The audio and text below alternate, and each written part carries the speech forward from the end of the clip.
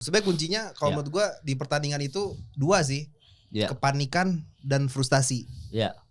Momen yang dimana Justin Gaethje ini nge-uppercut si Ilia Topuria itu di situ menurut gue Ilia Topuria panik. Kalau misalkan lu lihat videonya, dia itu berapa detik megangin mata kanannya si Topuria. Kesakitan banget. Maksud gue gini, kita balik lagi deh. Yang namanya fighter itu sebisa mungkin kalau kita kalau kita kesakitan jangan sampai ditunjukin sama lawannya. Jangan ditunjukin sama kita. Jangan tunjukin ke lawannya. Ke lawannya bahwa wah ini sakit loh gitu. Nah menurut gue di situ Ilia Topuria menunjukkan itu ke si Justin Gaethje dengan cara megangin mata kanannya. Itu hanya satu kali pukulan loh, bukan combo.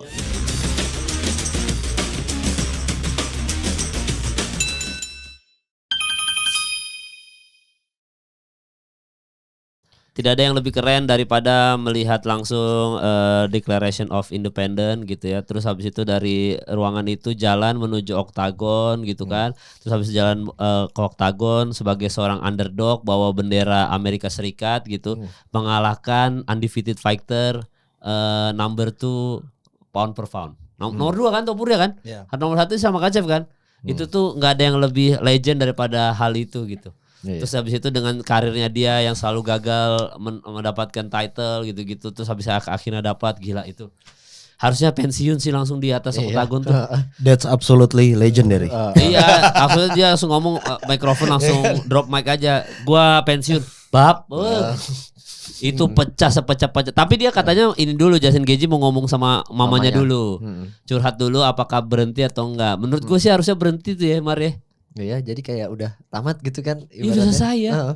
Udah raja terakhir udah itu. Lawannya Topuria lagi kan. Gitu. Ya harusnya berhenti ya, udah ya. Berhenti aja udah. Ya gue rasa begitu sih kalau misalkan dia mau emang lo close your career sama yang emang spektakuler banget ya. Tapi kan pasti ada DNA fighter yang masih lo pembuktian diri. Mungkin Mario lebih relate ya kan. Nggak ada, harusnya mah udah nggak usah pembuktian lagi, dia mah udah itu doang, udah yang dinantikan karirnya dia itu sepanjang karirnya dia. Kalau Bos Davi mana Bos Davi? Gila Bos Davi. King ya. King Davi. Apa tadi pertanyaannya? Gak tahu. Ada orang gue nanya kan Topuria pensiun apa kagak ini harusnya. Justin Gaethje. Iya. Kalau disebut pensiun mungkin gue lihat Justin Gaethje ini dia bukan tipikal fighter yang ini ya. Maksudnya dia emang demen tanding aja sih. Justin Gaethje. Jadi walaupun dia mau bilang sama mamahnya, pasti Justin Gaethje ini mengusahakan bahwa dia pengen tanding lagi. Karena kan title lightweight ini adalah title pertama dia. Interim gagal terus. Oh iya. Interim dapat, yang aslinya nggak pernah berhasil. Selalu dipatahkan gitu. Nah jadi menurut gua, ya tergantung mamanya sih. Tergantung mamanya ya. Ya kalau mamanya bilang tanding lagi, aduh, kasihan gue nanti kalau udah kalah lagi, udah bagus, udah nggak, ya kalau dia mau se-legend, nggak ini kan kita kemarin bahas tuh bertiga, yang Zata sama kita Mario yang episode sebelumnya bahwa kalau Khabib dibandingin sama Topuria, misalkan Topuria undefeated terus dia berhenti juga, kan tetap Khabib karena ada backstory-nya yang lebih bagus lah gitu, walaupun mungkin Topuria ngalahin, misalkan let's say kasusnya udah ngalahin Justin Gaethje, terus habis itu ngalahin Islam Makhachev juga, terus dia pensiun. Mas ya secara storyline masih gua ternyata tetap nggak bisa kita bandingin sama Khabib gitu karena Khabib backstorynya bokapnya meninggal banyak lah pokoknya cerita-ceritanya. Nah itu kalau misalkan Justin Gaethje kemarin tuh pensiun, dia mic drop terus dia jatuhin, walaupun dia tetap ada kalah-kalahnya gitu, tapi ceritanya sama Khabib tuh, nggak, maksud gua kayak keren aja secara storyline gitu, maksudnya dia berhenti pas lagi kayak gitu dan di White House pula gitu, maksud gua sebagai orang Amerika di White House gitu yang dimana itu independence 250 tahun itu merayakan kebebasan itu ya, ada Donald Trump, ada presiden, dilihat sama warga Amerika bahkan seluruh dunia, semua mayor terbaik Amerika, maksudnya yang di legend Amerika semuanya datang gitu, terus dia berhenti di situ ngalahin Topuria. Wah itu udah kayak klimaks gitu, udah klimaks gitu mau. Iya tuh good to be true gitu, kayak wah underdog pula, sayang ya. Aduh, gua ya maksudnya dia nggak apa-apa sih. Semoga dia ngomong sama mamanya. Gue yakin dia masih ada kayak mau defending title lagi sih. Nah kalau udah kayak gitu, udah itu blunder itu. Walaupun dia mungkin menang ya. Lawan siapa Vi? Kalau dia mau defending title kira-kira? 2 orang. Arman sama Charles. Antara 2. Aduh, kalah lagi takutnya. Ya sebenarnya ya counternya Justin ini udah gulat. kebetulan dua-duanya atau BJJ ya. Kebetulan dua-duanya yang gue sebutin namanya dia BJJ-nya dan gulatnya bagus banget. Iya juga ya kalau dia ketemu Arman ini habis deh kalah lagi nih ya. Enggak juga sih. Enggak juga. Kalau yang gue lihat. Tapi yang menarik ini misalkan dari UFC White House kemarin ada Mauricio Rufy kan. Iya Rufy ya. Kayaknya dia menjadi salah satu top contender. Jadi kayaknya gue rasa bakalan peta persaingannya makin seru nih. Oke. Ini makin stack. Kan makin stack. Divisinya makin stack banget. The old dogs sama the new dogs juga udah kayak udah semakin deket gitu kan.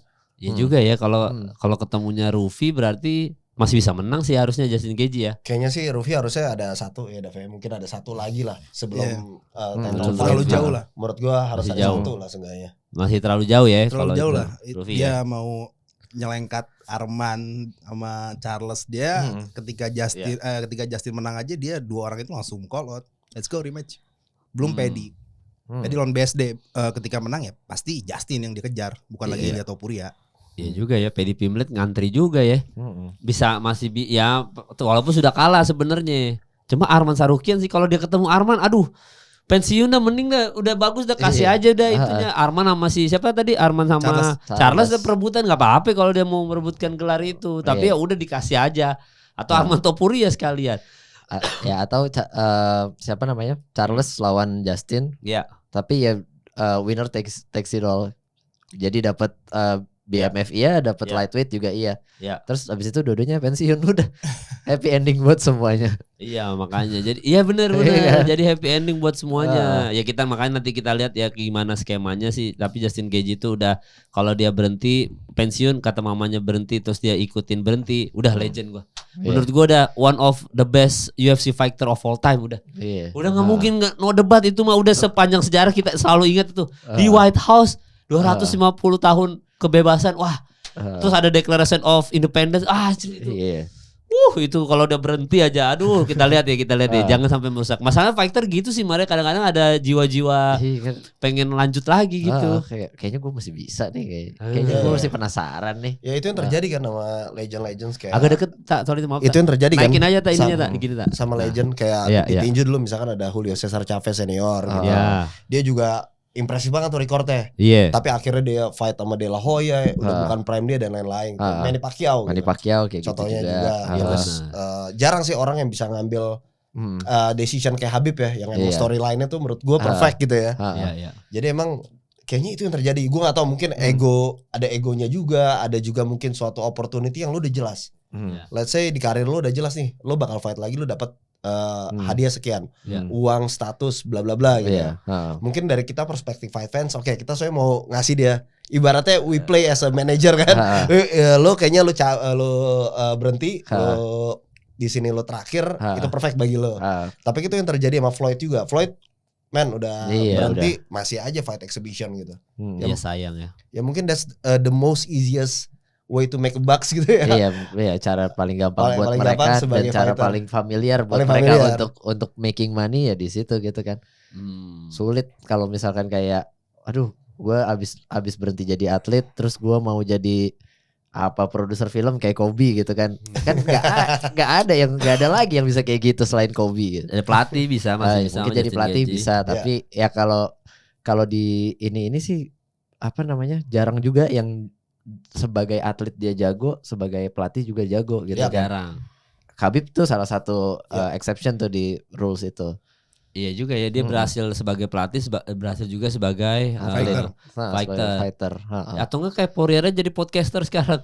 Nah, iya kan dia Poirier jadi podcaster aja. Jadi podcaster bisa. Iya, maksudnya udah di bidang situ aja kali juga Justin Gaethje mah. Dan ini tapi kan Justin Gaethje kalau ngomong gak jelas. Iya juga sih. Iya kan. Tapi Ortiz tuh yang lebih gak usah. Itu hancur banget, otak kepalanya rusak kali itu udah ya. Enggak, tapi memang kalau Topuria kemarin kalah juga tuh kan dia nangis di ambulan. Ada tuh videonya dia lagi nangis di ambulan. Padahal malam sebelumnya dia party. Dia party. Di ambulan dia nangis. Terus komentar netizen, ya kalau mau model bonyok doang mah bang, jadi copet aja bang, gak usah tanding UFC bang. Tapi ya dari kemarin tuh ya jadi ada beberapa yang kayak Nasar MMA, terus beberapa akun di luar negeri gitu, di Amerika terutama, yang mention soal tadinya kita hampir punya fighter yang menyerupai Khabib dan McGregor gitu. Yang dimana itu adalah Topuria versus Islam Makhachev gitu. Kita hampir punya fighter ini, pertarungan ini, tapi karena dia akhirnya kalah nih Topuria, akhirnya semuanya hilang, nggak punya. Kita udah nggak punya lagi pertandingan sekelas itu gitu. Terus gue baca komentar netizen, emang bisa lu nyamain Topuria sama McGregor yang gitu-gitu, secara hype-nya gitu. Ya tapi bisa, harusnya kalau buat gue pribadi ya, kalau memang mau dibangun hype-nya dari Islam Makhachev lawan Topuria gitu, masih bisa setara itu ya, maksudnya setara walaupun mungkin tidak langsung plek-tiplek misalnya nomor 1 tetap McGregor sama Khabib secara hype gitu, ya mungkin mereka nomor 2-nya, tapi adalah potensi ke sana. Lu nggak ada, menurut lu nggak ada potensi ke Khabib McGregor gitu ya? Ilya Topuria kan yang kita komen. Iya sama Islam Makhachev. Kalau Islam ada, cuman kalau Ilya enggak. Ya kan, iya maksudnya Topuria lawan Islam Makhachev. Oh iya, maksud lu tadi kan kalau misalkan hype-nya kayak McGregor, terus kedua tadi lu bilang siapa? Habib, pertarungan keduanya. Iya, maksud gua tadi kalau misalkan lu bilang tadi hype-nya kayak Khabib sama versus McGregor, menurut gua enggak sih, karena gimana ya? Ya Ilya Topuria belum ngebantai kontender-kontender yang ada di kelas dianya sih kalau menurut gua. Sebenarnya gini Bang, apakah gua menyangka bahwa Justin Gaethje ini menang? Enggak, gue gak menyangka. Apakah terprediksi? Terprediksi. Kalau menurut gue. Jadi gue sempat ngobrol sama viewers gue. Banyak orang mengatakan bahwa di sini Ilya Topuria ini chance untuk menangnya besar banget ya. Cuman kalau menurut gue pribadi nggak terlalu besar lah, karena Justin Gaethje ini adalah salah satu fighter yang mempunyai pengalaman yang luar biasa.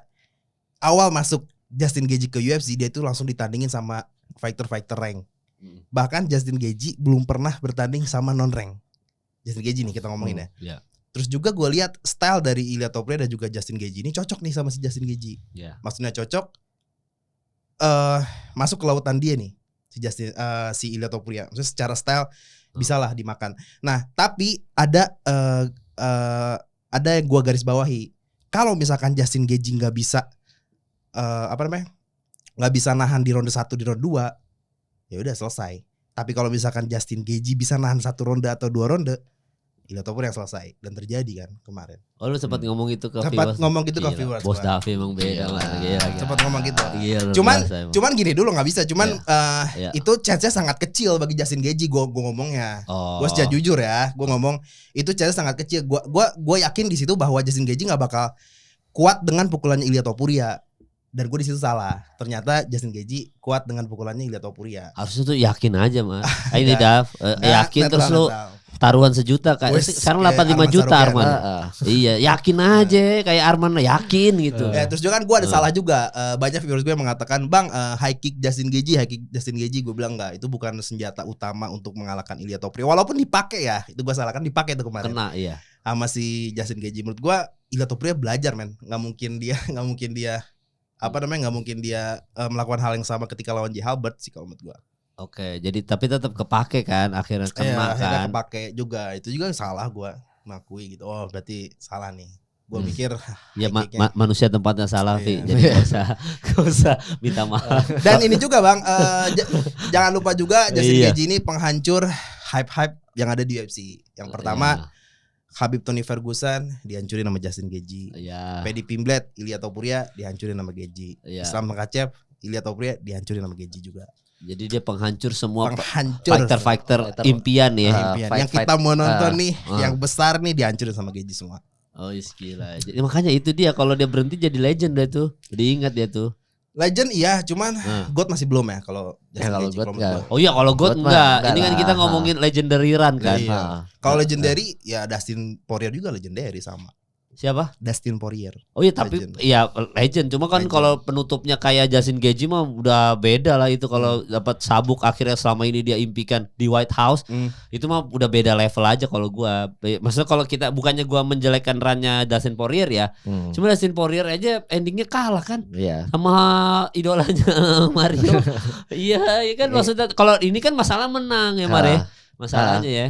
Kalaupun klimaks klimaksnya nggak setinggi klimaksnya si Justin Gaethje gitu. Iya gitu. Tapi kalau lu mah kemarin Topuria juga ya Ta ya? Gue Topuria, tapi gue sempat highlight soal gameplay technical dari Gaethje ya. Mungkin nyambung sama Davi nih. Ya. Tadi lo mention soal high kick. Gue baru denger post fight interview Trevor Whitman, pelatih Justin Gaethje sama Daniel Cormier nanti kalau itu gue kasih linknya. Jadi kalau gue lihat ini sinergi antara Trevor Whitman sama si Justin Gaethje ini bagus banget nih. Terus gue nonton lagi abis denger interview itu. Jadi singkat cerita gue nonton lagi tuh fight Jadi Trevor Whitman bilang gini, pertama dia mikir positioning, dia Gaethje bergerak ke kiri, terus lempar high kick dulu untuk awal, to get the respect aja. Nah itu gue nonton ronde 1, ronde 2 setelah si Topuria bombardir pakai body shot di corner, itu baru tuh Trevor Whitman ganti strategi. Dia bilang oke, sekarang lu backward, sekarang lu ke depan. Nah ketika dia masuk ke agresivitas itu, barulah yang knockdown tuh. Yang dia awalnya knockdown pertama, awalnya kan jab berapa kali kena kepala, baru jab straight pap jatuh kan. Nah jadi gue lihat sih itu sih maksudnya perfect gitu. Justin Gaethje di press conference juga bilang kan bahwa pelatih gue udah ada nih magnificent game plan, dia bilang gitu. Nah terus Topuria ngeremehin kan. Topuria bilang pelatih lu siapa men, lu ngerasa pelatih lu terbaik, lu aja bukan juara dunia gitu. Nah di sini gue lihat, wah anjir, emang lu kalau punya karisma gitu sama pelatih lu punya satu dapat gitu loh Mar. Mungkin lu lebih relate lah Mar. Gimana tuh Mar kalau kayak gitu?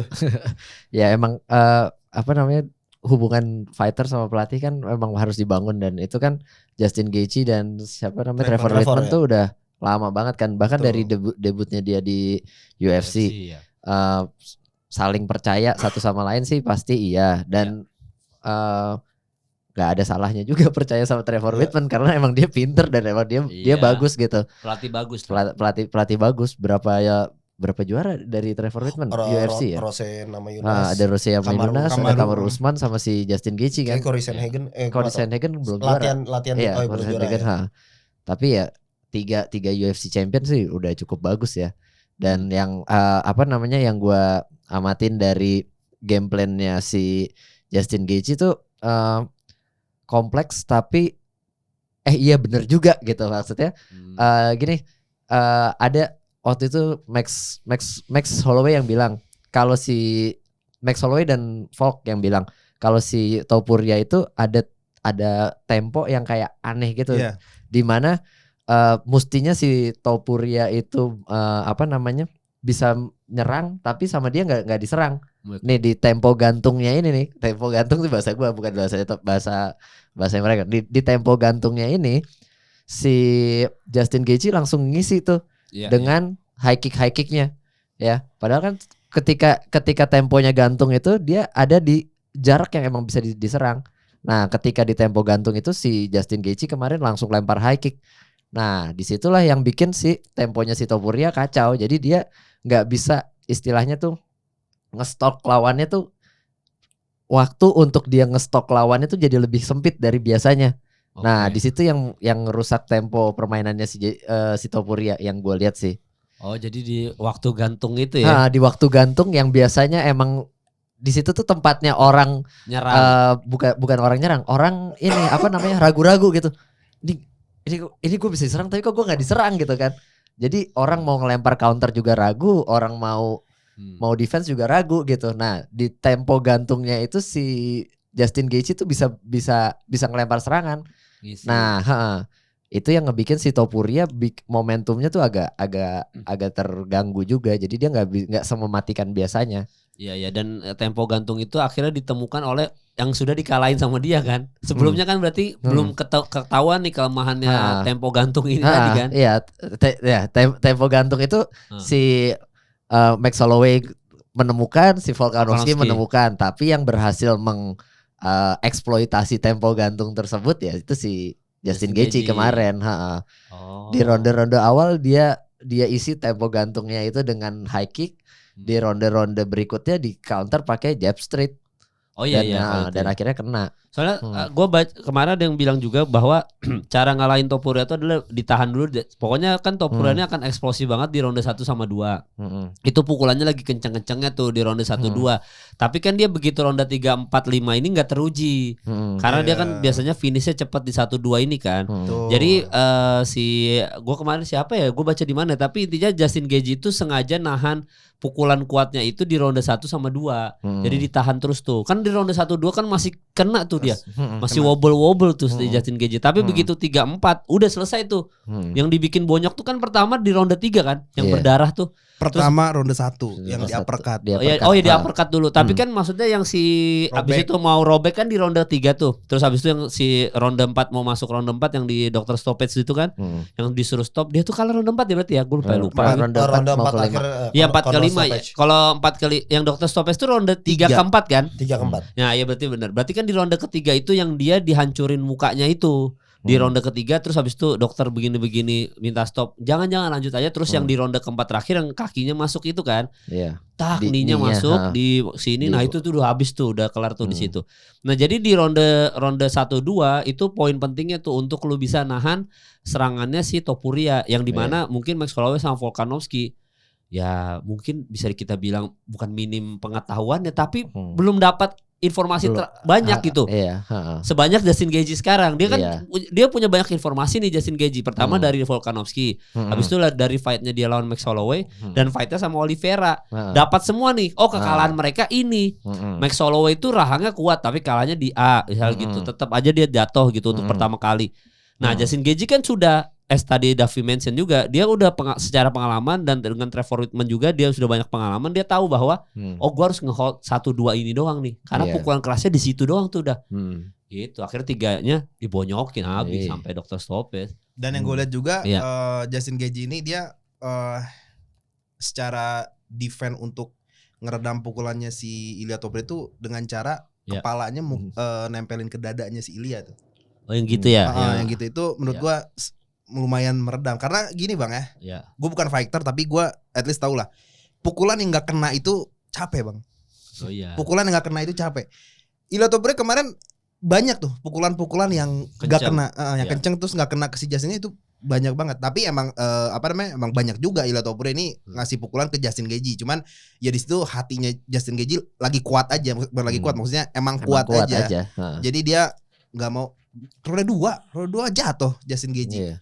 Itu jatuh apa jatuhin diri menurut lo? Kalau menurut gue jatuh sih. Jatuh itu. Kalau menurut gue bukan jatuh gini. Kalau menurut gue dia wobble, mendingan gue jatuhin diri. Biar masuk ke grappling. Soalnya dia punya credential wrestling. Iya. Kalau CWA. Biar ada ya. Saya biasa kalau lo kena body shot, itu jatuhnya kan ke bawah. Ini jatuhnya dia masih ke depan. Bukan jatuh yang lo kena liver shot pop masuk ke. Padahal kena telak kan itu kenceng kan. Iya bukan yang jongkok gitu kan. Bukan jongkok tapi ini jatuh tapi kayak masih ada intelligent defending itu. Jadi biar masuk ke dunia biar masuk ke grappling mungkin dia recover mungkin. Iya bisa gitu. Kan recover juga kan jadinya. Iya akhirnya recover 2 submission attempt ya. Walaupun dia submission attempt ya. Dan dan itu juga jawaban kita semua bahwa orang-orang yang mengatakan Ilia Topuria itu BJ-nya bagus, Greco-Romannya bagus, itu kalian terlalu overrated, Pak. Momen itu gue lihat Ilia Topuria itu ada 2 kesempatan untuk ngambil ambar sama triangle. Di momen itu. Cuman Ilia Topuria nggak bisa ngambil itu. Menurut gua jangan bandingin sama Islam dah masalah BJJ. Gua sering ngomong kan di sini. Maksud gua janganlah bandingin BJJ atau Greco-Roman Gulat sama Islam Makhachev. Islam Makhachev udah another level. Tapi di momen itu aja Ilia Topuria nggak bisa nge-submit. Itu posisinya sama percis ketika Khabib mau triangle Justin Gaethje. Itu sama percis, ada videonya gua lihat. Cuman sayangnya Ilia Topuria itu nggak bisa. Mungkin kalau misalkan secara netral gue bilang mungkin Ilia Topuria terganggu dengan damage yang dirasakan oleh si Justin Gaethje sehingga tidak fokus. Mungkin dia nggak bisa nge-submit sih kalau menurut gue gitu. Iya, Justin Gaethje itu padahal mungkin tadi masuk ke tempo gantung itu juga kali. Kan ada Justin Gaethje yang lari-lari tuh. Dan itu ada momen kayak gue bingung kenapa Topuria ini nggak langsung gas aja kan. Kalau Poatan kan misalkan karir Roundtree udah di cage nih. Itu kan langsung sama Poatan pak sampai akhirnya tewas beneran gitu. Dan itu Topuria kenapa nggak begitu Maria? Maksudnya Dia ada momen satu tuh di mana udah kabur-kaburan di Justin Gaethje, dia bisa terus lempar pukulan ke dia tapi nggak dilempar pukulan gitu. Jadi kalau yang gue lihat sih ya dari Topuria itu serangannya tuh by combo gitu ya. Ada combo-combo panjang yang dia emang udah hafal nih. Dan kalau combo itu udah keluar, udah meledak, dia butuh waktu untuk recovery lagi. Nah, dibedain sama siapa namanya? Poatan tuh pukulannya nggak sekuat tenaga semuanya, tapi dia bisa dengan tempo yang konstan. Tak tak tak tak tak tak tak gitu temponya. Kalau si Topuria pukulan Canelo Alvarez tak tak body shot, tapi itu beautiful body shot sih. Ronde 2 tuh gue lihat tak left hook body shot. Dia setelah kombinasinya dilempar tak dia butuh waktu buat recover tenaganya dulu, recover napasnya, baru dia ini lagi. Dia gitu. Pantesan nggak dikejar ya? Iya, dia bukan tipe volume fighter yang kayak Diaz Brother atau Max Holloway gitu. Gila, kita bisa mengekspos kelemahan Topuria akhirnya karena kalah sama. Tadinya kita nggak kepikiran tuh dia punya yang tak itu kan. Kalau Poatan kita tahu kalau ketika Calderon udah di cage nggak ada kata ampun. Ronde 3 berdarah-darah ronde 4 ya waktu Calderon pakok terus Calderon udah kepala tok sampai akhirnya selesai gitu. Itu pun berlaku di Sean Strickland ya. Yang tok terus jangan berhenti. Sean Strickland yang Hamzat kan tak nah gitu. Nah ada satu momen itu juga kan, Justin Gaethje udah lari-larian terus habis itu udah ketahan di cage, udah wobble juga. Tapi gue bingung kayak, Topuria kok enggak? Gue sampai pas nobar gue bilang, lah itu Topuria sikat terus, hajar itu udah orang udah kesudut, udah di catch gitu lari-lari, nggak diapa-apain sama Topuria. Gue di situ mikir kayak, oh ini ternyata kelemahannya Topuria itu. Dan lu menyimpulkan itunya, gue baru nggak kayak, oh ternyata tak. Recover gitu. Dan itu yang dibutuhkan. Maksudnya kalau kita lagi main game, dia udah ngabisin powernya dulu. Nah, dia kan butuh Dragon Ball kan kayak harus ngumpulin lagi. Son Goku-nya harus. Oh gitu. Kalau Poatan enggak cuma kurang balik lagi. Balik lagi. Ya gitu doang Poatan kan. Jadi gampang recovernya ya. Tapi kalau Topuria kan emang gunanya sekali kena sih langsung tidur. Emang manfaatnya itu ya. Anjing baru tahu tuh. Tapi kelemahan di situ menguras stamina banget sih. Iya itu makanya di ronde 3 baru bisa dihancurin mukanya Topuria. Di ronde 1-2 nggak bisa kan. Maksudnya ya kena uppercut itu salah satunya yang ronde pertama. Cuma kan yang benar-benar dokter stoppage sampai banyak kan di situ kan ronde 3 itu kan menuju ronde 4 kan. Nah itu. Sebenarnya kuncinya kalau menurut gua di pertandingan itu 2 sih. Kepanikan dan frustasi. Momen yang dimana Justin Gaethje ini nge-uppercut si Ilia Topuria itu di situ menurut gue Ilia Topuria panik. Kalau misalkan lu lihat videonya, dia itu berapa detik megangin mata kanannya si Topuria. Kesakitan banget. Maksud gue gini, kita balik lagi deh. Yang namanya fighter itu sebisa mungkin kalau kita kalau kita kesakitan jangan sampai ditunjukin sama lawannya. Jangan ditunjukin sama kita. Jangan tunjukin ke lawannya. Ke lawannya bahwa wah ini sakit loh. Gitu. Nah menurut gue di situ Ilia Topuria menunjukkan itu ke si Justin Gaethje dengan cara megangin mata kanannya. Itu hanya 1 kali pukulan loh, bukan combo. Yang itu kan yang deg-deg jatuh ke bawah kan? Enggak, ronde 1. Yang mana? Single leg. Yang ronde pertama. Oh ya, bukan yang pas yang deg-deg dia jatuh ke bawah itu. Bukan, itu ronde 2. Nah di situ itu mulai panik tuh menurut gue Ilia Topuria. Panik dengan damage yang Habib juga udah pernah bilang bahwa pukulannya si Justin ini kayak ditabrak truk gitu. Ronde 2 frustasi kalau menurut gua. Kayak wah ini orang kuat banget sih. Justin Gaethje ini gila nih kuat banget, gua apain body shot. Itu kalau bukan Justin Gaethje tidur, Pak. Itu body shotnya telak loh. Iya telak. Boom. Nah pasti nggak habis gitu. Itu kalau pas di slow mo kan sampai udah masuk ke dalam gitu, pas di slow mo brok langsung kayak itu mah kalau orang normal kayak kita mah udah meninggal. Mati pak. Tapi dia Justin Gaethje ucusnya sakit ucus. Aduh ucusnya sakit ya. Nggak, tapi telak sih kalau pas di slow mo kayak mendelak ke dalam sampai gembos gitu kan. Kayak gembos gitu. Gila itu kenceng banget kan. Ya. Jadi memang dia menunjukkan rasa sakitnya itu ya. Di ronde 1 itu. Harusnya jangan. Harusnya jangan.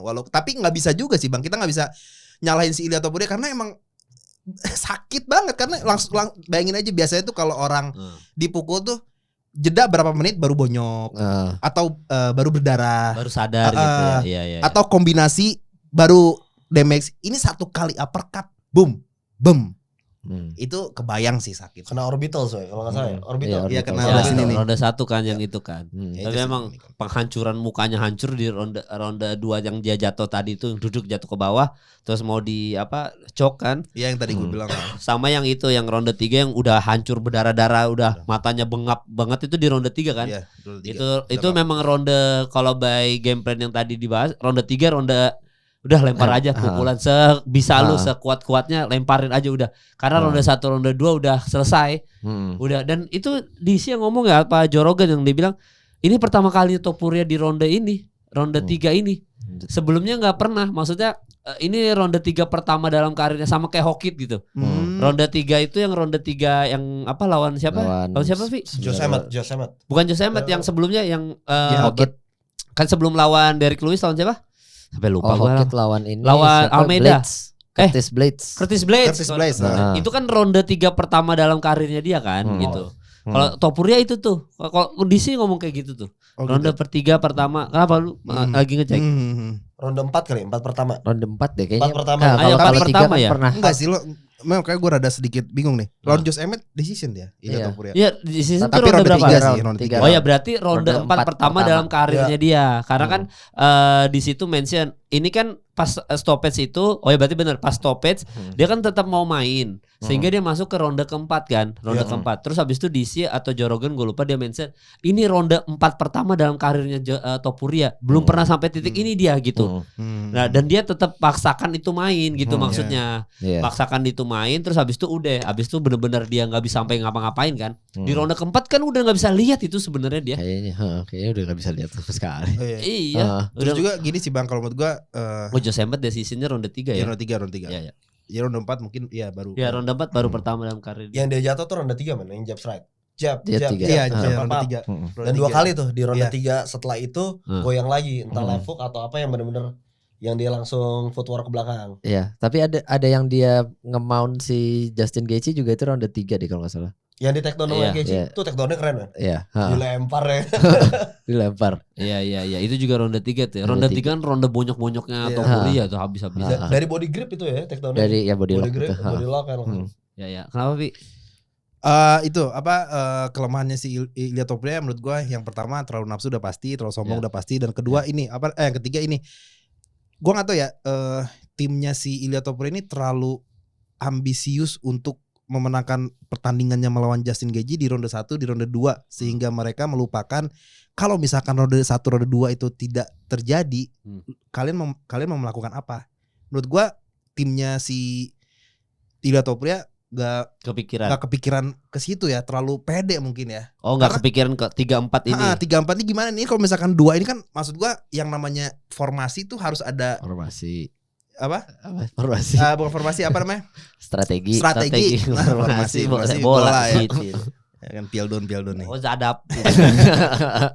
Ya, yang namanya itu strategi itu harus ada plan A, plan B gitu kan. Nah, yang gue lihat di sini plan B-nya si Ilia Topuria nggak ada sih. Kalau kan katanya dia bagus gulatnya Greco-Roman, kenapa nggak dikeluarin gitu? Harusnya ya ronde 3, ronde 4 ya keluarin aja gitu. Ya kayaknya nggak kepikiran juga, udah kesakitan juga kali. Ya itu maksud gue kelemahannya situ, nggak kepikiran. Itu yang nggak dipikirin sama si mikir party dia. Hari sebelumnya udah pede banget, mana dia mikir ronde 3-4 panjang banget kan. Sampai yang tadi kita bahas ini ronde 4 pertama DC ngomong kayak gitu kan, nggak pernah kepikiran sampai situ kita. Iya, maksudnya Topuria party dulu kan, yakin menang nih gua. Justin Gaethje fokus, dia party aja. Ya udah akhirnya ya waktunya emang butuh kayak gini sih kayaknya ya, untuk butuh nangis-nangisan. Nah, kita lihat sama Topuria abis ini bakal kayak gimana. Udah ya dia update story dia. Dia bilang selamat untuk Justin Gaethje. Kamu bilang kamu akan kasih jejak di muka saya, kamu melakukannya. Dan ya intinya gue bakalan balik lagi, gue bakalan recovery, gue bakalan sembuh, gue bakalan lebih bijaksana, gue bakalan lebih ganas lagi. Tai juga ya langsung pembelaan gitu ya maksudnya. Tapi dia mengakui. Ya karena kalah kalau nggak kalah mah masih bacot itu. Tapi kan ada fighter yang kalah tuh dia bilangnya robbery lah, inilah, atau gue nggak siap lah, atau kemarin gue sakit kan ada. Iya. Kan jiwa Cem Ilya Topuria itu di sini. Dia mengakui bahwa dia kalah sama Justin Gaethje. Iya, emang harus dibikin humble. Petarung-petarung tuh beberapa emang harus dibikin humble dulu baru sadar gitu. Kayak Islam aja harus kalah dulu kan, maksudnya ada kalahnya lah gitu. Kalahnya. Baru bisa melejit gitu. Makanya nanti kita lihat banyak banget yang tidak yang berhasil bounce back tapi juga nggak berhasil. Makanya itu gue respect sama GSP, salah satunya adalah GSP itu bisa bounce back gitu. Dan itu berhasil. Kan waktu itu gue ditanya soal apa ya. Kan kalau GOAT gue jelas Jon Jones gitu. Dan ini memperkuat pertandingan ini memperkuat Jon Jones itu. Bahkan yang Poatan kalah itu tuh memperkuat udah Jon Jones itu statusnya tuh udah GOAT lah gitu. Di luar attitude, di luar steroidnya, attitude-nya apa segala macam, buat gue Jon Jones tuh tetap GOAT gitu. Nah, nomor 2-nya adalah gue pilihnya adalah GSP karena ada cerita bounce back yang dimana itu yang memanusiakan fighter yang merasa dekat sama kita lah, orang-orang yang kadang kita kalah. Dan itu yang kita suka sama UFC kan, sama dunia UFC itu tidak seperti boxing. Boxing itu harus bisa cherry picking untuk nol terus gitu. Kalau MMA enggak, kalau UFC enggak, kalah ya kalah. Dan lu masih bisa punya legendary run walaupun lu kalah. Oliveira banyak kalahnya kok gitu, tapi dia tetap kita anggap legend gitu. Justin Gaethje juga, tapi ya itu enaknya UFC ya. Kita tidak peduli dengan undefeated atau enggak, selama lu bisa bounce back, ya respect. Kalau Topuria abis ini menang terus ya respect orang tetap. Dan udah humble kan posisinya kan. Gua gak mau lagi kayak Justin Gaethje gitu-gitu. Malu lah dia kalah di White House gitu. Event gede kayak gitu. Tapi ya tadi ngomongin soal sebelum kita ngomongin Poatan juga, karena ini berhubungan sama ada dua fight impian beberapa ya, impian kita semua juga bisa dibilang. Ketika Poatan harusnya bisa ketemu Jon Jones juga, tapi dia ngalahin Cyril Gane dulu, atau enggak nanti Poatan ketemu Aspinall atau apa. Batal juga di situ gitu karena Poatan akhirnya kalah. Cuma dari semua pertandingan ini, dari Luffy, KO favorit lu apa, Vi? Kan ini finish semua nih, TKO semua. Iya. Bukan TKO favorit. Ya finish yang favorit terus di UFC Freedom 250 siapa? Sebenarnya kalau misalkan disebut TKO di luar performance of the night sama ininya dari Dana White ya. Berarti di luar main event ya? Iya, pokoknya dari Diego Lopez sampai ke main event favorit lah apa? Di luar Topuria dan gak usah bahas Topuria. Sebenarnya semua ya, Bang ya. Cuman kalau misalkan dikerucut-kerucutin. Dua sini yang ada di otak gua, Diego Lopez sama si satu dulu aja Sugasen. Cuman kalau misalkan dikerucut Sugasen O'Malley. Oke, karena itu ya dia langsung hormat gitu ya. Iya, sempat boring, Bang. Pertandingannya hampir ketiduran juga gua ngelihat dia bertanding, sempat boring. Ya. Terus juga gua ngelihat Zahabi nih apa ya, dia basicnya tuh dia tendangannya aneh ya. Maksudnya dia kayak bukan Muay Thai itu kayaknya ya. Dia tuh boxing tuh. Cuma tendangannya kayak tendang bola, Pak. Iya, ya kan? Pakai lari dulu kan. Iya, lari dulu terus tendang calf kick. Iya, kan? Itu gua nggak tahu ya, mungkin orang dua ini nanti yang bakal menjelaskan nih. Gua ngerti. Tapi Sugasen ya. Sugasen, kenapa? Yang pertama, Sugasen adalah fighter favorit gua. Gue suka banget sama Sugasen juga. Terus KO-nya cantik sih. Sugasen. KO-nya cantik. Dia 2 kali menjatuhkan si Zahabi itu dengan wasit belum menyatakan ini si Sugasen menang, tapi dia udah selebrasi. Itu sih. Itu legend ya. Lu siapa tak ya finish favorit lu di UFC Freedom 250 ini? Gue Mauricio Ruffi sih. Oke. Soalnya keren itu. Setiap strikingnya signifikan, man. Iya. Maksud gue sekelas Chandler dia gak bisa masuk range-nya. Iya. Setiap serangan tuh bener-bener count gitu loh. Itu jarang tuh kayak gitu. Maksud gue kan ini 2 orang yang kalau kita nonton di UFC ini 2 high level atlet bener-bener di planet bumi kan gitu. Nah ini sekelas Michael Chandler yang punya wrestling sebagus itu, experience sebagus itu, latihan di tim yang bagus, bener-bener gak bisa masuk dan semuanya, man. Dan itu kan juga kalau gak salah sebelum stoppage itu, sebelum TKO kan, si Chandler mau ngambil takedown ya. Ngambil takedown literally yang di jab terus di uppercut kanan. Itu juga bukan yang uppercut yang muter badan semua gitu. Yang cuma tuk. Gila loh, sentuhannya benar-benar signifikan, ini banget count. Jadi gua rasa ini bakal jadi something nih.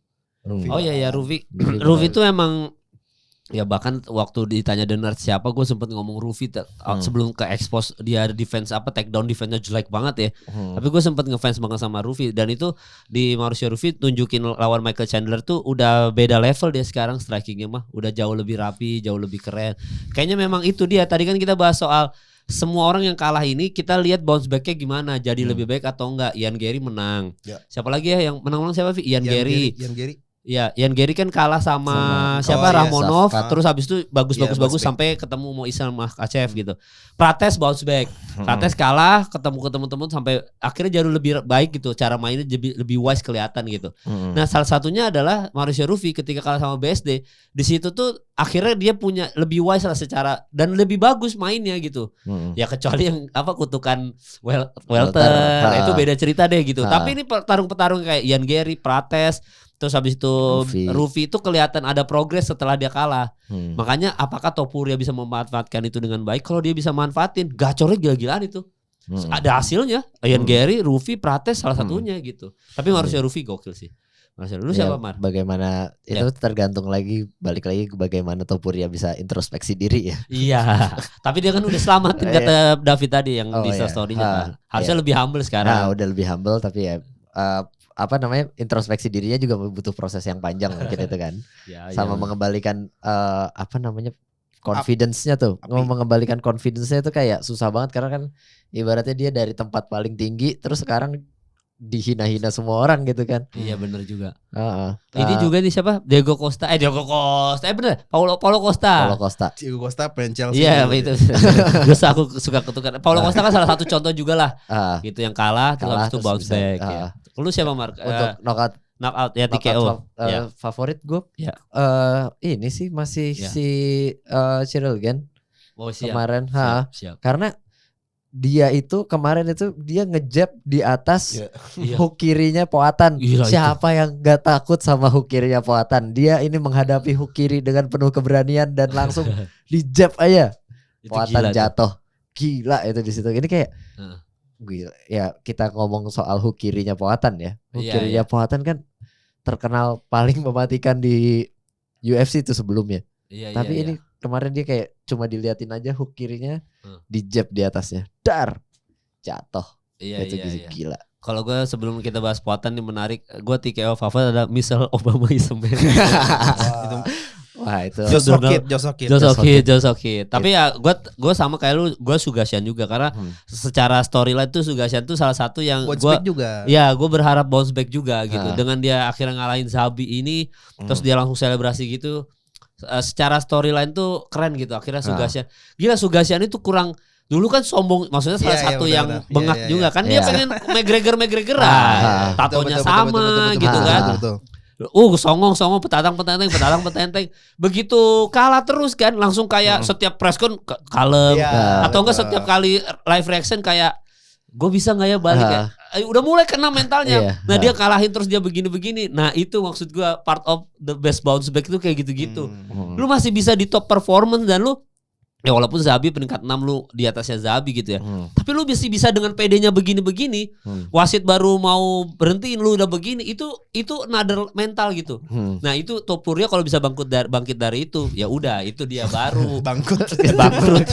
Jangan dong. Ada orang kaya dia bangkit dari itu. Nah, ini sekarang kita masuk ke Poatan juga ya, yang dimana Poatan ini cukup gue kan udah bilang ya, maksudnya dimana di podcast sebelumnya Poatan itu akan banyak kena pukulan walaupun kita bertiga ya mungkin masih Poatan yang menang gitu ya. Tapi ternyata kan gue bilang akan banyak kena pukulan dan itu ternyata yang bikin dia kalah. Iya, dan ternyata beda ya rasanya dipukul sama heavyweight anjing gitu. Badannya aja udah kelihatan dari badan. Iya, dari badannya kayak Ciryl Gane yang bener heavyweight yang udah lama di situ. Sedangkan Poatan yang semok aja gitu. Pantatnya aja gede banget ya. Squatnya sering tuh. Iya kayaknya deh. Squatnya sering tuh Tae. Iya. Tapi kalau dari lu Devi sebelum ke Mario sama Zata deh, ngelihat Poatan sama Ciryl Gane kemarin, lu kan nggak podcast sama kita soal hari sebelumnya. Di UFC Freedom ini bukan sombong ya. Maksudnya gue benar semua. Enggak 90%. Cuman Ilia Topuria aja gue salah. Tapi lu bilang Ciryl Gane juga. Ciryl Gane yang pasti menang. Menurut gue Speed yang bakal ngalahin si Poatan ini. Karena menurut gue gimana ya bang, Poatan ini dengan naik ke kelas heavyweight menurut gue udah lumayan kesalahan besar. Terus juga badannya si Poatan itu bener-bener gendut banget, gemuk. Nah di kelas light heavyweight aja dia itu gak ada speed gitu. Dia itu tipikal fighter yang ngandelin powernya. Sedangkan si Ciryl Gane mempunyai speed yang sangat luar biasa. Nah, gue disitu bilang bahwa gue sih pengennya Poatan sih yang menang ya. Udah deh dia sekalian deh, maksud gue nanggung nih, lu double champ, triple champ deh udah gitu. Gue pengen banget Poatan karena siapa sih orang yang maksud gue yang gak suka sama Poatan gitu, humble apa segala macam gitu kan. Gue pengennya Poatan banget, cuman sulit nih lawannya Ciryl Gane sulit ya. Lawannya Ciryl Gane. Karena lawan Ciryl Gane ini dia itu kelas heavyweight tapi mainnya kayak lightweight. Ya, bener-bener apa namanya lincah banget, footworknya bagus, jadi susah banget nih si Poatan untuk apa namanya untuk ngelemparin left hooknya karena sulit ya. Karena si Ciryl Gane ini bisa menghindar atau dia bisa mundur. Apalagi mau dipaksa ke cage ya, nggak bakal mungkin, sulit tuh menurut gua. Jadi di sini yang gua lihat speed dari si Ciryl Gane masih terlalu OP untuk si Poatan, apalagi. Dan juga ya, gue tambahannya juga si Poatan ini bukan fighter wrestling, jadi sulit tuh untuk mengalahkan Ciryl Gane. Iya. Itu kita mention berkali-kali tuh Mariata ya soal dia terlincah dan tercepat di heavyweight dan akan mempersulit Poatan gitu. Tapi kalau lu kan lu juga dukung Poatan juga kan. Dan ini sesuai pembahasan kita juga bahwa Ciryl Gane sesulit itu gitu. Tapi lu nonton itu pertandingan gimana lu sebagai pecinta Poatan? Gue rasa ini sih kan kalau yang kemarin gue rasa si Poatan bakal gampang cut off dari itu. Nah ini kan emang di middle tuh yang kayak Mario bilang, dia motong ke jab ya awalnya kan jab, dia sopau kan, dia jab waktu Poatan lempar left hook terus disusul beberapa pukulan yang akurasinya emang ke chin semua. Iya. Ya itu gue rasa emang akurasi bagus banget gitu dan faktor moving to heavyweight ya ternyata faktor besar kan. Terlalu cepat juga sih, ya. Ya Ciryl Gane tuh aja bisa mempersulit Aspinall yang sekenceng itu loh. Maksudnya dia mempersulit loh di ronde 1 gitu. Ya apalagi Poatan gitu. Memang Ciryl Gane nih ya kalau pengalaman gak usah ditanya lah ya. Soal pengalaman dia udah legit lah, nih petarung emang legit gitu. Tapi memang semuanya itu yang ada di pertandingan Poatan sama Ciryl Gane itu menggambarkan gimana bagusnya seorang Ciryl Gane sebagai fighter heavyweight dan menggambarkan bahwa heavyweight tuh emang another level aja. Maksudnya kayak itu tuh kelas yang diidam-idamkan semua orang gitu. Maksudnya kita semua sebagai fans MMA atau fans dunia tinju atau apapun itu kan selalu heavyweight yang dilihat gitu kan. Heavyweight dong. Siapapun juaranya heavyweight terbaik di dunia gitu kan. Gak ada juara flyweight terbaik di dunia kan, gak pernah ada. Juara bantam. Tapi selalu orang look up ke heavyweight gitu. Terus Poatan yang tadinya juara dari kelas sebelumnya terus akhirnya naik ke heavyweight, ketemu Ciryl Gane yang langsung ya kalau ketemu Volkov mungkin kita masih bisa ini ya bahas kayak ya Poatan masih bisa menang lah walaupun dia gatekeeper kan kayak udah lawan siapa lagi yang selain Pavlovic ya yang gatekeeper juga ya oke lah masih bisa kita obrolin. Tapi ketika lu ketemu Ciryl Gane yang lawan Aspinall aja mempersulit, makanya itu gue bilang gue ragu-ragu Poatan menang. Tapi kan kalau apalagi Mario mention soal yang penting auranya aja hadir di situ sudah bisa ini. Gue boro-boro auranya dari badannya aja Ciryl Gane nggak merasa auranya Poatan ada di situ. Kayak badan gue pack kayak gini lu mau ngapain gitu Mar? Lu mau nakut-nakutin gue lu kayak lu gendut kayak gitu lu mau nakut-nakutin gue. Apa sih lu obesitas lu gitu kan kata. Tapi akhirnya aura itu hilang Mar yang kata lu bahas itu Mar. Iya, ya memang kayak kalau misalkan kita apa ya bandingkan cara pendekatan menuju heavyweight dengan Jon Jones ya emang beda ya. Jon Jones kayak cuma naik satu. Jon Jones cuma naik satu dan dia stay lama dulu sebelum tanding di kelas heavyweight kan. Dia kayak berapa tahun gitu 2 tahun mungkin di heavyweight tapi tanpa tanding. Iya. Kayak kan kalau Poatan ya emang udah dikejar usia juga jadi dia nggak mungkin stay bertahan 2 tahun di heavyweight terus baru tanding gitu kan. Terus ya kelihatan juga dari ibaratnya ini apa ya? Chassisnya jadi ngomongin mobil, chassisnya nggak kuat ngangkat mesinnya gitu kan. Iya. Nah itu yang kejadian di Poatan tuh kayaknya kayak apa ya tulangnya tuh nggak kuat ngangkat dari middle berat badannya kan? Dari middle kan. Dan nggak bisa secepat itu jadinya. Terus balik lagi ke bagaimana dia nerima damage sebagai heavyweight. Ternyata ketika di jab sama Ciryl Gane, wah kelihatan banget reaksinya berbeda gitu. Dia langsung berasa sakit ya. Kayak kepalanya kelempar jauh banget gitu. Terus untuk memulai serangan lagi juga dia jadi hesitate gitu kan. Ya ini apa ya kalau misalkan ini ternyata setelah dievaluasi mungkin langkah yang kurang bijak gitu ya buat Poatan. Tapi ya mungkin masih ada waktu lah untuk dia memperbaiki diri dan akhirnya menjadi true heavyweight. Dengan badannya dia yang itu, maksudnya bukan badan, umurnya dia, maksudnya dengan umurnya dia sekarang masih ada tuh.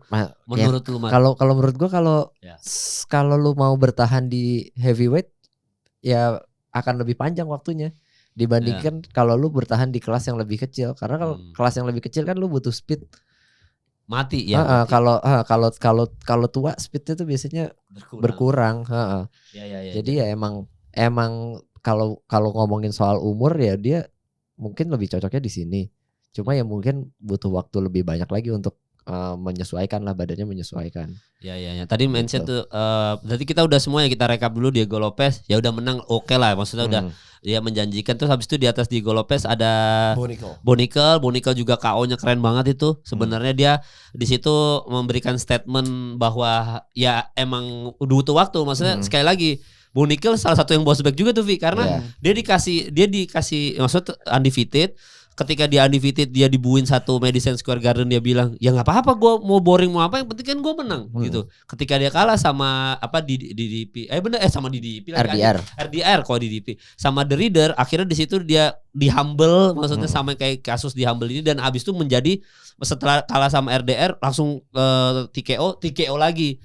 Dia menunjukkan bahwa ya gue emang ini kok emang the next big thing seperti yang orang-orang bilang. Cuma ternyata butuh kalah dulu untuk jadi the next big thing. Dan dia nunjukin di sini, ngasih bold statement ke Dana White dan semua orang yang tadinya ngebuin dia dan ngeraguin dia, bilang dia boring. Anjing, gua TKO lagi loh di White House, di panggung besar, big stage yang secara mental udah ngomongnya udah beda banget gitu. Walaupun sebenarnya acara ini dibuka sama Diego Lopez yang di awal-awal kayak masih kaku ya.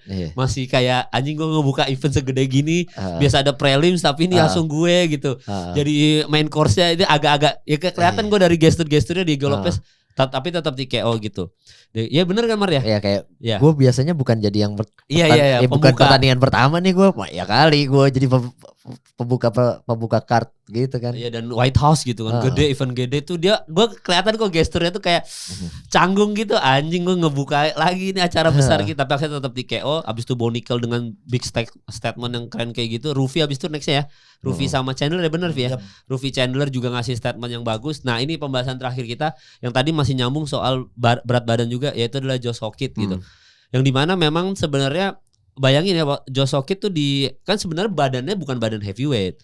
Ya, dan dia tuh masih bisa main di light heavyweight atau enggak turun lagi, dia masih bisa lah gitu. Juga. Cuma bener-bener Derrick Lewis tuh dibikin segitunya aja udah. Sampai atau emang udah ini aja tak? Menurut tuh Derrick Lewis emang udah habis aja. Ya tangannya bagus ya emang. Boxing combinationnya ya gila itu Hockett tuh. Josh Hockett emang bagus sih. Iya.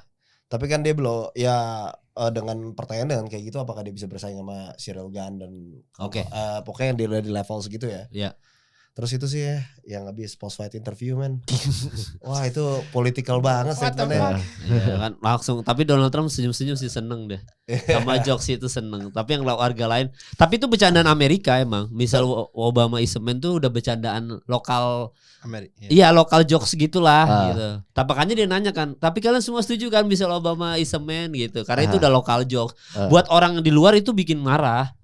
Buat orang yang di luar kayak kita atau negara lain kayak, kok lu bisa ngomongin kayak gitu di acara sebesar itu gitu. Tapi itu lokal jokes. Jadi warga Amerika ketawa beneran, tapi yang di luar Amerika yang ngamuk. Tapi gue perhatiin di media-media kayak CNN, New York Times itu lagi ngebahas itu malah. Iya, malah ngamuk kan. Ya karena kan mereka Republikan Demokrat lah. Ya jurnalis lah, dan ya wajar lah gitu. Tapi ya itu maksudnya Josh Hockett menurut tuh bisa nggak bertahan ketika masih lawannya Derrick Lewis sama si Curtis Blades. Tapi ketika naik lagi udah mulai ketemu Cyril Gane misalkan atau apa, bisa nggak dia bertahan di situ? Kayaknya kalau Cyril Gane gue lihat beda ya.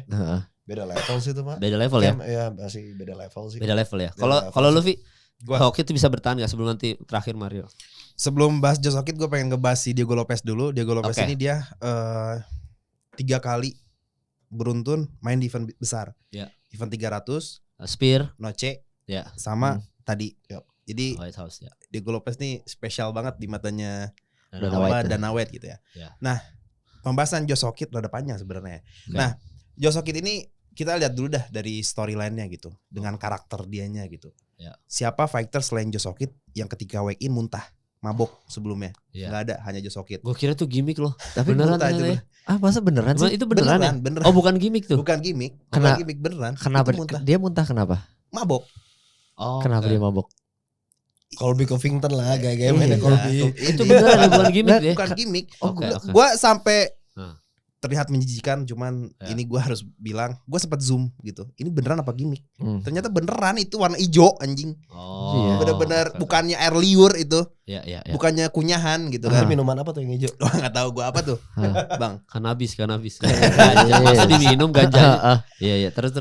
Terus sebelum weigh in dia mabok, dan siapa fighter sebelum Joe Sockett yang berani ngambil mic Joe Rogan ketika mau face off gitu kan, ada tuh dia ngambil, cuman ditahan sama Joe Rogan gitu.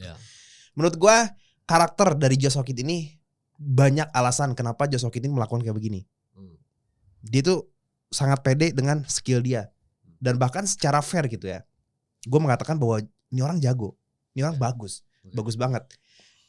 Gua kasih beberapa fighter heavyweight spesial ketika fighter heavyweight bisa spinning back aja. Itu udah gila sih, udah bener-bener. Bahkan kemarin aja lawan si Derrick Lewis itu justru no chance nih kayak buat Derrick Lewis untuk mengalahkan Joe Sockett gitu. Jadi menurut gua dengan karakternya si Joe Sockett kayak begini, entah dia yang ngerasa atau tim dia atau siapa gitu, dia ini ada potensi gitu untuk bersaing di kelas heavyweight. Karena nih orang jago, cukup lengkap. Dia KO power, jangan ditanya. Submission jangan ditanya, takedown jangan ditanya. Jadi menurut gue ini fighter benar-benar mempunyai potensi gitu. Joe Sockett. Terus juga kan dia call out si Alex Pereira ya. Iya. I want you Chama, not your mama gitu kan dia bilang kan. Dengan berat hati gue kayaknya Joe Sockett deh. Di pertandingan antara karena emang itu menurut gue si Joe Sockett ini bakalan kesusahan dengan dua fighter di heavyweight. Tom Aspinall sama si Ciryl Gane. Menurut gue itu rada berat. Yang lebih cepat ya. Menurut gue lebih cepat gitu daripada si Joe Sockett. Joe Sockett cepat gitu. Cuman Ciryl Gane sama si Tom Aspinall ini lebih cepat. Tapi apakah si Joe Sockett ini ada chance untuk mengalahkan mereka dua? Tentu ada. Besar banget. Dengan cara apa? Dengan cara wrestling dia. Kita yang udah tahu Ciryl Gane kalah 2 kali sama Francis Ngannou dan juga John Jones. Bukan karena strikingnya, tapi karena clinch-nya, karena gulatnya, karena grapplingnya gitu kan. Thomas Aspinall kita masih belum tahu. Nah menurut gua ada chance si Joe Sockett untuk dan juga gini juga bang, kenapa Joe Sockett melakukan karakter yang seperti itu? Ya dia karena ingin buru-buru naik ke kelas, buru-buru naik ke ranking gitu. Tanpa dia melakukan karakter kayak begitu, mana nggak dapat spotlight, dia nggak dapat spotlight.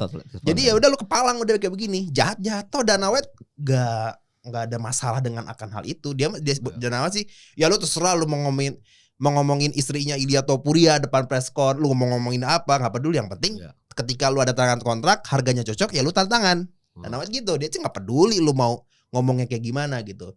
Nah menurut gua karakternya Joe Sockett ini pinternya dia bakalan jadi top 5 lah, tanpa melewati Volkov, tanpa melewati Pavlovic gitu. Iya gitu-gitu. Penjaga gawang itu apa? Iya, karena capek tuh dia nanti kalau ketemu itu bisa ada rentan kalah dia. Iya. Terus masalahnya ya kan Joe Sockett ini paling banyak dibenci gitu kan. Sekarang kemarin aja ketika Derrick Lewis lawan Joe Sockett itu semua komentar tuh ngomong, wah ini abisin nih Joe Sockett nih. Ini abisin Derrick Lewis nih, please abisin. Nggak bisa. Nggak bisa. Jadi ketika sekarang orang pengen ngelihat Joe Sockett lawan Chama, karena orang-orang pengen ngelihat si Chama nih, si Alex Poatan ngegebugin si Joe Sockett. Cuma secara yang gue lihat sih cukup sulit nih Chama nih, karena speednya si Joe Sockett oke juga. Masalah nanti hatersnya banyak. Joe Sockett nggak pedulikan itu. Ketika nanti dia udah menjadi top prospek, haters yang tadinya benci sama dia, haters yang tadinya haters gitu, bakalan jadi cinta sama dia kalau menurut gue. Jadi ini orang pinter sih kalau menurut gue. Tapi fighter yang seperti ini gak bakal lama karirnya. Jadi dia gimana lo lihat? Ambar waktu ngambil ambar. Wah itu ngeri sih. Yang itu mah ambarnya gak dalam, itu mah cuma naruh tangan doang, makanya dibiarin aja mah dari Lewis sampai save by the bell. Gak tahu sih ya kalau misalkan lebih dalam. Cuman yang gue lihat sih ototnya ada keluar tuh si Derrick Lewis. Iya cuma kan harusnya ambar sampai kayak miring banget. Ini kan enggak. Jadi dia Derrick Lewis ya entar lagi habis kok. Ini aja gue nggak akan tap out. Bukan kayak Tony Ferguson Charles ya. Iya beda kan kelihatan. Gimana Mar? Sebagai brown belt. Ya itu kan maksudnya kalau misalkan lo mau armbar mau finish kan jempolnya tuh harus ke arah hidung gitu kan supaya kerasa pressure di tangannya. Sedangkan itu kan kemarin jempolnya si Derrick Lewis ya udah begini aja top aja gitu kan. Iya nggak ngapa-ngapain. Ya jelas-jelas sudah salah gitu posisi itunya. Cuma ya dia nggak merhatiin sampai ke situ mungkin. Ya nggak nyampe situ. Makanya gue bilang ini mah Derrick Lewis mah tunggu sampai by the bell aja, nggak usah ngelawan, nggak usah apa gitu. Tapi emang nambahin sedikit dari Davi sebelum ke Mario juga. Emang Josh Okitt itu kemarin juga gue setuju poin soal sebenarnya Josh Okitt ini pintar gitu. Kan kita sempat dibahas di episode sebelumnya Mar yang soal gue nggak sukanya Josh Okitt ketika ngelawan Curtis Blades, dia tuh terlalu gerasa gerusuk. Itu petarung yang nggak akan lama di UFC, lu pasti kelar dengan cepat gitu. Tapi kita bahas di episode sebelumnya, kita bilang kayaknya Josh Okitt di sini lebih kalem dah. Kayaknya dia bener-bener mainnya smart, gak asal gerasa gerusuk lawan Derrick Lewis. Apalagi secara reach, secara gede badannya tuh jauh banget itu kan. Josh Okitt itu cuma sekali ngefuck dong pas awal. Padahal pas lawan Curtis Blades berkali-kali setiap round ngefuck gitu. Ini cuma sekali dong di awal. Habis itu dia main tenang, main pinter. Dia potong jarak terus ke Derrick Lewis sampai akhirnya Derrick Lewis capek sendiri dan kena pukulan dicicil sama Josh Okitt sesakit itu sampai akhirnya kayak anjing gue memang bener-bener kalah nih dari Lewis nih sampai nafasnya habis beneran. Sementara Josh Okitt yang sebelumnya ngos-ngosan di sini masih bisa bercanda gitu, masih bisa ketawa-ketawa. Sebelumnya kan nggak bisa. Emang ngefak bang, kasih lihat aja kalau gue masih kuat, aslinya mah udah habis, gasnya udah habis. Cuma di situ gue nyadar bahwa kayaknya persona yang tadi lu mention itu, Vi, Josh Okitt emang sengaja meng-create untuk menjadi shortcut menuju ini karena kita selalu bilang bahwa bayangin dia dengan persona itu dia bisa dapat tempat di White House ketika dia ngalahin Curtis Blades. Siapa lu orang baru, ya maksudnya ini orang baru masuk ke UFC gitu ya. Walaupun lu undefeated dan lu rekornya keren banget, first round finish gitu-gitu, KO. Tapi siapa yang lu bisa langsung dapat tempat spot di White House kalau lu nggak sengaja itu? Itu menurut gue pintarnya Josh Okitt di situ tuh, karena gue create aja. Masalah orang yang ngebenci ya udah biarin aja tuh, kata David tadi juga yang gue juga baru sadar pas di White House, orang benci nanti jadi suka kok sama gue. Ketika gue menang-menang terus sampai akhirnya gue mengalahkan championsnya, misalkan Cyril Gane gue kalahin nih, seneng orang sama gue sih. Dan gue tetap begini, lama-lama orang kangen. Dan itu kita mention terus kan, kangen nih sosok kayak McGregor kayak apa. Tiba-tiba ada Josh Okitt lu keluar. Terus habis itu bener-bener sampai sekarang masih undefeated. Dan cara berantemnya dari Curtis Blades ke siapa, ke si Derrick Lewis beda 180 derajat. Dan mati gue, pintar nih orang, fix pintar. Nah, dan gue mau nambahin juga terus si Josh Okitt ini bukannya nggak menganalisa si Derrick Lewis, dia menganalisa, makanya kan dia main kabur-kabur kan, sehingga dia capek sendiri gitu kan. Nah, terus juga si Josh Okitt ini dia ketika kan Derrick Lewis ini adalah salah satu fighter favoritnya si Donald Trump kan. Warga Amerika pengen Derrick Lewis ini bertanding sama Josh Okitt karena semua pengen Josh Okitt di situ kalah. Dihajar KO sama dari pemegang KO terbanyak nih di UFC nih. Gue pengen lihat nih si Josh Okitt ini mampus gitu kan. Tapi secara tidak sadar bahwa itu adalah pancingan dari si Josh Okitt. Secara itu kita tidak sadar, wah ini pancingan dari si bangsat nih. Jadi gue dapat main di White House. Dan gue bisa mengalahkan, dan gue ya udah. Sekarang dia pengen ngomong Michelle Obama man apa dia bilang tuh. Michelle Obama is a man. Bodoh amat gitu. Enggak peduli, emang itu part of the jobnya dia. Kalau lu Mar, berarti Mar sebelum udahan kita Mar, soal Josh Okitt Mar. Ya kalau gue sih melihat Josh Okitt nih kayak ngambil satu play dari dari Colby ya. Colby. Emang ini Colby KW. Iya. Dan gini, untuk menanjak dia akan cepat memang dengan game plan seperti ini, dengan playbook seperti ini ya. Iya. Dia bakal cepat. Nah, cuma pertanyaannya ketika dia kalah, apakah dia bisa bangkit lagi atau enggak gitu. Karena kan untuk ini kan lu perlu, ya lu disebelin tapi harus ada part yang orang-orang suka sama lu gitu. Lu gak bisa kayak semua orang gak suka sama lu. Ketika kayak Colby gitu. Jadi kan semua orang gak suka sama dia. Ketika dia udah jatuh, gak ada yang ngeinin dia lagi gitu kan. Iya, gak ada yang in charge ke dia. Udah aja kelar gitu ya. Setelah dia kalah sama siapa tuh terakhir? Sama ini, sama Leon Edwards. Leon Edwards gitu kan. Ya udah, mau nggak ada yang ngomongin Colby lagi sampai sekarang dia pensiun udah aja. Nggak ada yang peduli sama dia gitu. Nah ini takutnya kalau misalkan emang si Hokit menanjak dengan cara seperti ini, ketika nanti dia menurut gue dia bakal kesulitan ketika dia lawan si Pavlovic, Cyril Gane, Poatan atau si Aspinall nih, 4 ini nih yang mereka punya ukuran dan mereka punya atletisisme juga. Kalau misalkan si Hokit nih soal atletisisme nggak usah diragukan lagi lah. Yeah. Untuk ukuran heavyweight, tapi dia nggak punya ukurannya kan, dia nggak punya size-nya nih. Nah, ketika dia berhadapan sama 4 ini nih dia bakal kesulitan nih, dan ada banget kemungkinan dia gagal di antara ngelawan 4 orang ini. Iya juga. Nah, setelah kalau misalkan dia gagal ya di title fight, ya iya enak gitu. Seenggaknya dia ada apa namanya percobaan di title fight. Masih bisa ngeles pula gitu ya. Kalau misalkan dia gagalnya sebelum title fight, nah itu tuh yang dia perlu perhatikan lagi. Dan apa ya, dia build lagi personanya, jangan senyebelin inilah. Ya walaupun emang butuh heel ya, ibaratnya butuh musuh gitu kan. Yeah. Tapi lu harus ya contoh apa ya namanya, contoh sempurnanya sih McGregor ya kan. Yeah. Yep. Walau dia nyebelin iya, tapi yang suka sama dia juga iya gitu kan. Ya emang ya mestinya tuh seperti itu gitu. Gak bisa lu nyebelin doang gitu.